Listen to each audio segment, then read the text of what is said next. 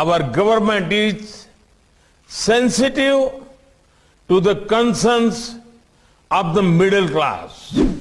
I do not want to criticize anyone, but I want to say, had we focused on these subjects much earlier, our middle class would not be burdened.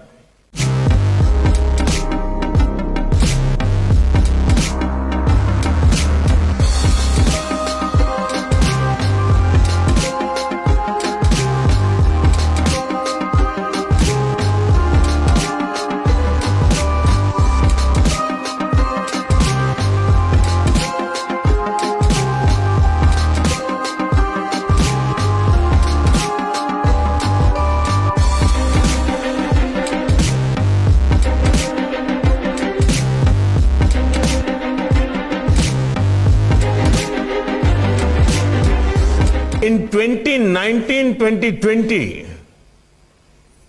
India imported over 85% of oil and 53% of gas to meet the domestic demand. I do not want to criticize anyone, but I want to say, had we focused on these subjects much earlier, our middle class would not be burdened.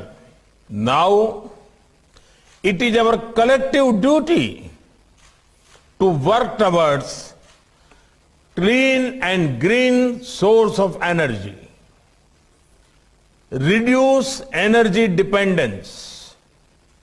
Our government is sensitive to the concerns of the middle class. That is why India is now increasing the focus on ethanol to help farmers and consumers. Furthering urges of solar power to become a leader in the sector. Encouraging public transport to make people's lives productive and easy. Embracing alternative source like LED bulbs to enable huge savings for middle class households.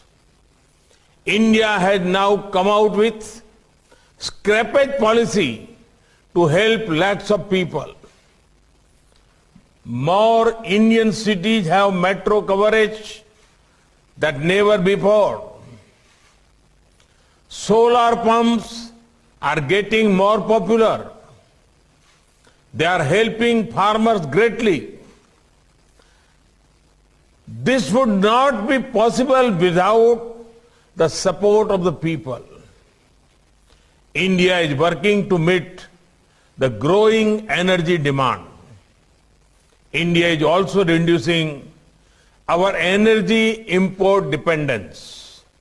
At the same time, we are also diversifying our import sources. Friends, how are we doing this? Through capacity building. In 2019-2020, we were fourth in the world in refining capacity. About 65.2 million tons of petroleum products have been exported. This number is expected to rise even further. Our companies have ventured overseas in acquisition of quality oil and gas assets. Today, Indian oil and gas companies are present in 27 countries with investment worth about rupees 2,70,000 crore. Friends, we are developing a gas pipeline network to achieve one nation, one grid.